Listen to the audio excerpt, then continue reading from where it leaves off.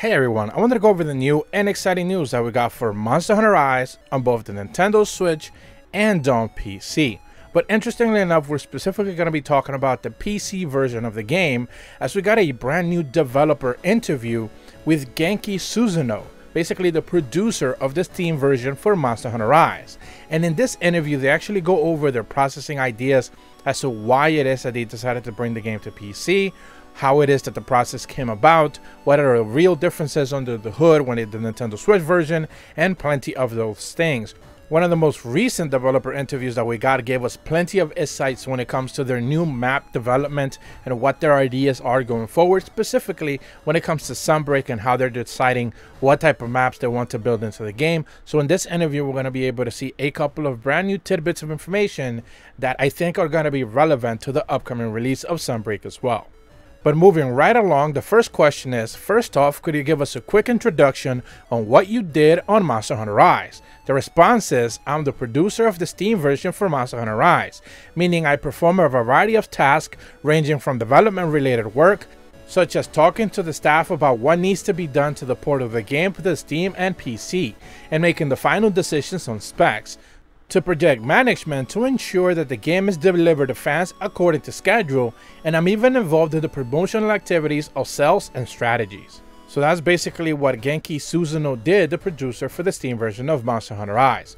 Moving over to the second question is, it's been out for a few months now and I'm sure you received feedback from the fans. Was there anything that stood out in particular? His response is, the Steam version was announced after the Nintendo Switch version, and we received a lot of requests from fans in various regions to port the game to PC, which helped contribute to the decision to make it. But we did end up having to make the PC fans wait for quite a while. However, we received a lot of positive feedback along the lines, now I can finally play it on PC, in quotation marks, from PC players when the port was released. So we were very happy to see everyone excited. We also received a lot of positive feedbacks on the graphical improvements, such as 4K support and the high resolution textures, as well as improved performance of the game itself. So the developers were glad to hear their efforts were appreciated. We have the Steam development staff to thank for this, because they were the ones who were responsible for figuring out the requirement tweaks and additions to the PC game's needs. Now, I do find this answer interesting only because we do know, based off of the leak, the infamous Capcom leak, that it wasn't that Capcom didn't want to necessarily put out the PC version day and date when the Nintendo Switch version came out. It's because Nintendo essentially made a deal with Capcom. Now, there were numbers thrown around out there, $13 million or whatever it was. We don't know that. No one can actually know that unless they actually seen the contracts. So I don't necessarily believe a specific figure.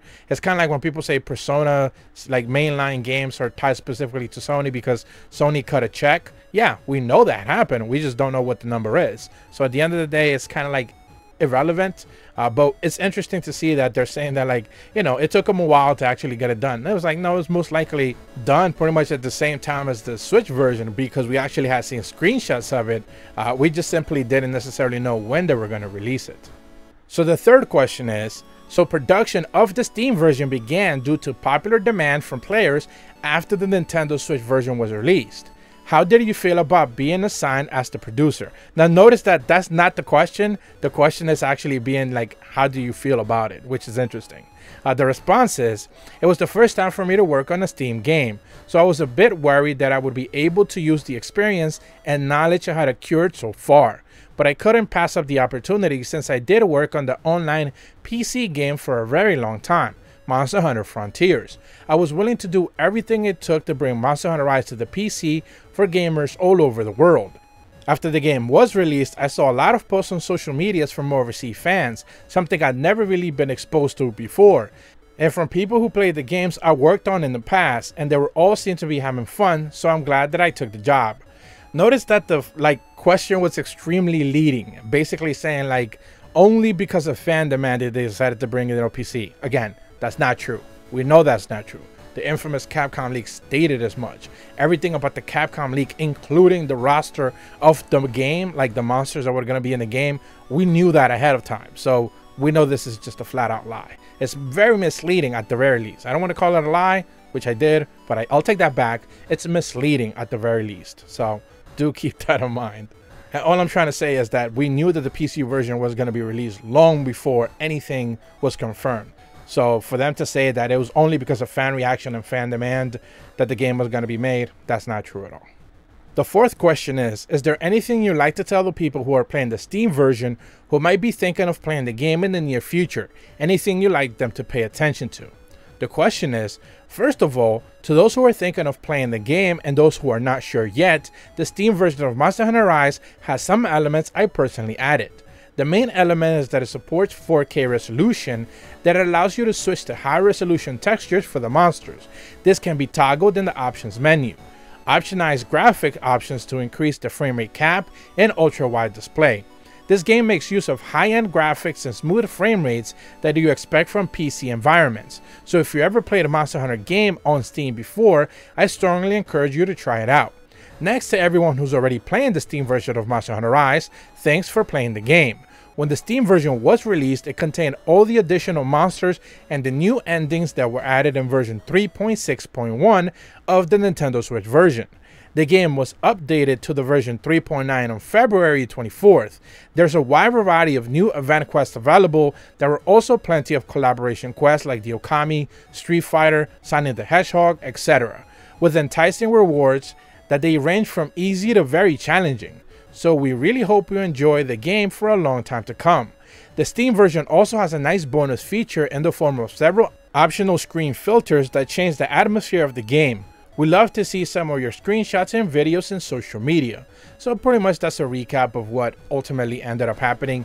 The game on PC did launch at the pretty much a month behind when it came to patches and stuff like that from the Nintendo Switch version. When the last update 3.9 was dropped on the Nintendo Switch, everything synced up. So now the PC version and Switch are pretty much in line by far. There's nothing missing because mostly at the end of the day, they're not adding new content. All the new event quests that are on Switch are now on PC, and that's mostly because they're just not adding new content at all. So, you know, there's a double-edged sword here. They're not, you know, they're not missing content because they're not adding new content. So, you know, in that regard, it kind of sucks. The last two questions are rather short, so we're going to try to plow through them as fast as possible. The fifth one is, the official website we list some of the gaming PCs were confirmed to run the game smoothly on, but there's also some laptop PCs on there.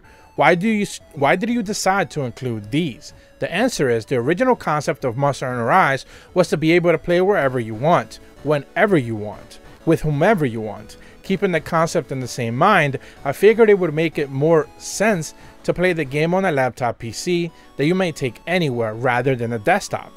Also, even though the numbers of PC players are on the rise, there's still a lot of people who don't really know what kind of PC they need to play games or how to even interpret specs. So we decided on making the game playable not just on gaming PCs, which tend to have an image and requiring too much knowledge, but also laptops PCs, which a lot of people already own for businesses and daily purposes anyways.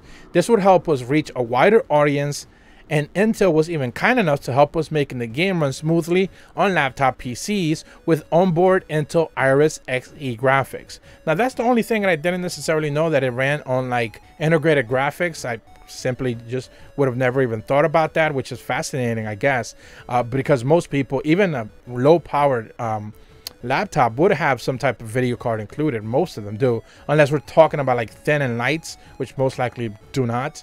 But like mine has like a 3080 on it, and my laptop's just powering through the game. So, you know, I kind of assume most people would have, but I guess it is smart for them to do that. Integrated graphics make sure that the game at least runs smoothly for some people who do not have a decent enough laptop.